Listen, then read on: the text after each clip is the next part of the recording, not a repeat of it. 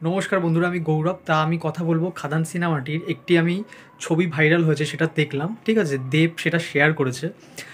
আজকে শুটিং তো চলছে খাদান সিনেমার, সেখানে আজকে একটা গান শ্যুট হচ্ছে। সেখানে দেখানো হচ্ছে সেই কয়লা খনিতে, ঠিক আছে? সেখানে না কয়েকজন ছেলে মেয়ে তারা লাল শাড়ি পরে রয়েছে, লাল ধুতি পরে রয়েছে। সেখানে দেব ঢোল নিয়ে দাঁড়িয়ে রয়েছে, একটা গানের শ্যুটিং চলছে। আমি বলবো প্রচুর লোক, কিন্তু মোটামুটি অনেক লোক, ছেলেরাও রয়েছে অনেক, মেয়েরাও রয়েছে অনেক। আমি বলবো সেখানে কিন্তু দেবকে বেশ লাগছে, সত্যি বলছি বেশ লাগছে।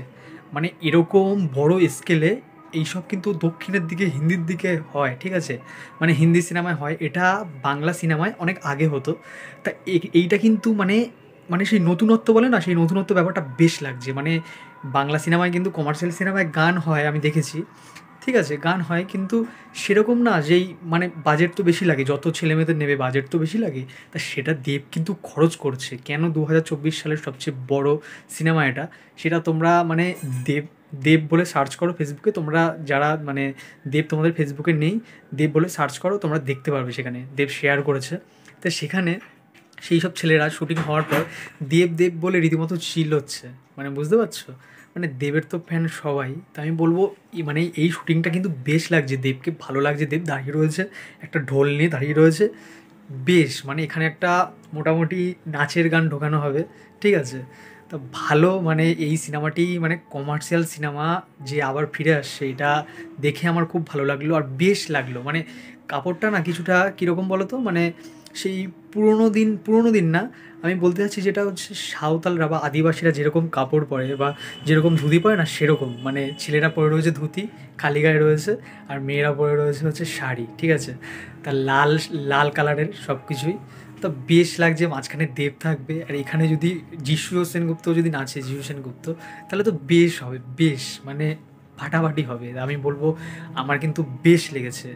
আর আমি বলবো 2024 সালের সবচেয়ে বড় সিনেমা যদি হয়, ঠিক আছে, এই খাদান সিনেমাটি। মির্জা সিনেমাটিও বড় আমি বলছি, কিন্তু আমি বলবো যে লার্জান দ্য লাইফ বা বাজেট হিসাবে দেব কিন্তু কোনো কিপটেমি করছে না, ঠিক আছে? আমি বলবো দেব কিন্তু প্রচুর টাকা খরচ করছে এই সিনেমার, যেরকমটা দরকার সেরকমটাই কিন্তু খরচ করছে, এটা বলবো। আমার কাছে তো বেশ ভালো লেগেছে। মানে সিনেমাটা যেন ভালো হয় এটাই বলবো, কারণ এরকম খেটে বানানো সিনেমা। দেখো, এই সিনেমা যদি হিট না হয়, তাহলে কিন্তু কোনো প্রডিউসার বা দেব কেন, দেব কিন্তু আর চেষ্টা করবে না। তিনি দেখবেন যে প্রধানের মতন, ঠিক আছে, এরকম কম বাজেটের সিনেমা করলে যখন এত কোটি টাকা ইনকাম হয়ে যায়, তাহলে এটা তো রিস্ক নিচ্ছে, বেশি ভালো টাকা তো। যেরকম প্রধান করতে যেরকম খরচ হয়েছে, তাও প্রধানে অনেকটা খরচ করেছে প্রজাপতির থেকে। আমি বলছি এই সিনেমাটি কিন্তু আরও খরচ। যখন দেখছি যে কম বাজেটে মানুষ এত এত দেখছে, এত ইনকাম হচ্ছে, বেশি বাজেট করে মানুষ দেখছে না, লস তো, তাহলে কিন্তু করবে না। আমি বলবো সিনেমাটায় কিন্তু অনেক কিছু অ্যাকশান তো দেখতে পাবো, অনেক কিছু না আমরা ভিজুয়াল দেখতে পাবো। সেইগুলো কিন্তু আমাদের সিনেমা হলে গিয়ে সিনেমাটি যেন হিট হয় সেরকম আমরা চাইবো। যদি এই সিনেমাটা হিট হয়, তাহলে অনেক প্রডিউসাররা, যারা দেব বাদেও, তখন তারা ভাববে যে কমার্শিয়াল সিনেমা যদি করা হয় ভালো মতন, তাহলে মানুষ দেখবে।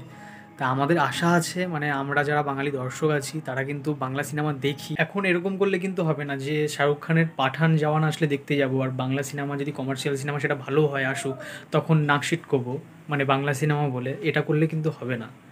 মাথায় রাখতে হবে, বাংলা সিনেমা, আমরা যেই ভাষায় কথা বলি সেই সিনেমা যদি ভালো চলে, একটা দিন, এই যে ঘাটিয়া বলে গেছে না, ঠিক আছে, অন্য হিন্দির একজন পরিচালক এসে যে ঘাটিয়া বলে গেছে, এইসব গায়ে মেখো না, ঠিক আছে?